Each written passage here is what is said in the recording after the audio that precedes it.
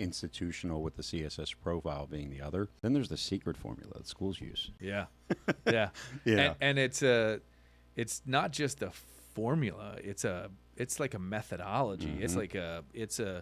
And it varies school to school to school, right? And we'll get into it, but I think the other big piece is like some of the formulas are numbers driven. Then there's another one that's psychology driven. And that's the secret college formula that people really don't know about. So, yeah. So again, this for everyone listening, if you're new to the show, welcome. I hope you enjoy it. Hope you listen. Hope you learn something, and I hope you take this seriously because, as we always say, college is a retirement problem in disguise, and people don't take it that way. This kicks off a series that we're doing is how the financial aid system actually works, and today we're talking about how colleges calculate financial aid. We're going to try and break it down step by step so families actually understand how colleges determine what you pay. Yeah, right? Yeah, and a lot of terms we're going to use today that, again, if you're unfamiliar with some of the words that we use, highly recommend to attend one of those workshops. We do them virtually, too, if you're not in southeastern PA right now. Yeah, I mean, it's one of the biggest areas of confusion I think families have. Yeah. And people are sort of flabbergasted when it sets in. Yeah. I love and hate the fact that it's a game, but in any game, you have to know the parameters. You have to know the rules. You have to know what's going on, right? Well, Jeff Salingo said, this is an industry that you need to know how the industry works.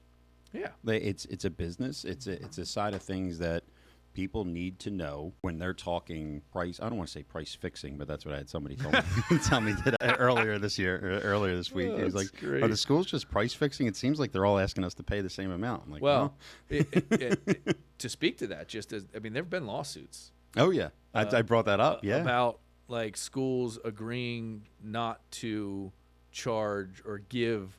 They sort of cooperate or collaborate and agree, hey, nobody gives anymore and we all have an even shot. Yeah. And that is against the rules Correct. of life called the legal system. Yeah. So anyway, I guess the biggest misconception that we sort of talked about is that the idea that family, you make X and so you will get Y in aid, right? Yeah. But colleges aren't asking, like, what do you want to pay? That's not the question, right? The question they're asking is, what can you pay? Bingo. And when you break that down a little further, it is, what is your financial position and what is your ability to afford? Now, in any system that measures ability, is it built for the benefit of the person paying or the person receiving the payment?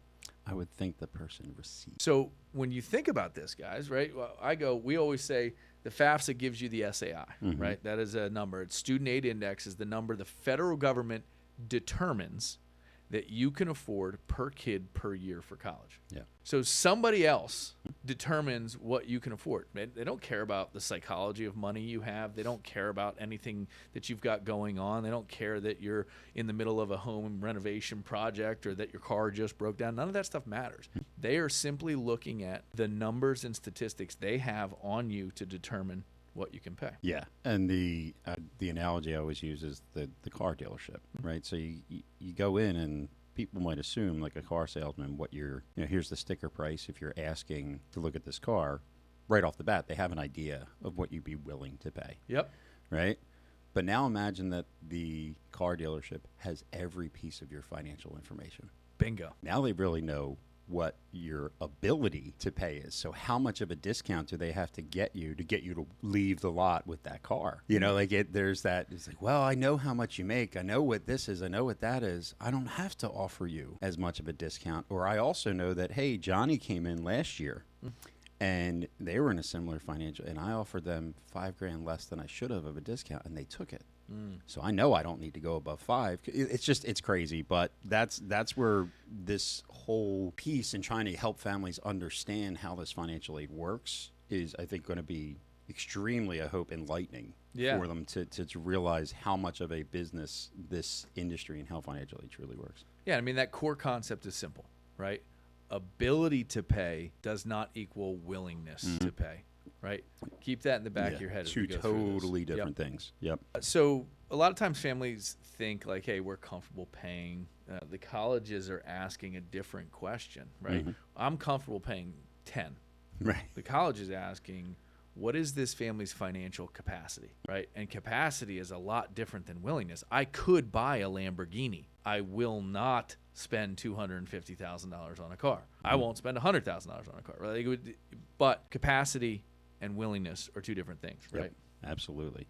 And this is where I think a big disconnect happens, Dave, because the ability, the willingness, like I would say almost everybody, when they complete the FAFSA and they see their SAI, they all go, how? Yeah. Well, where from where? You think I can afford how much? And that's for all 4 years, right? No, that's for one. And per kid. And that is a real question. When you see that number, people will say like, oh, is that for all 4 years?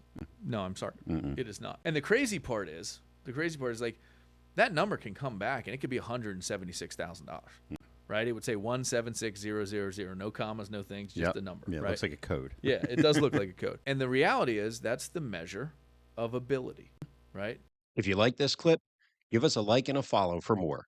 And if you want to watch the full episode of College Knowledge, just click the link in the comments.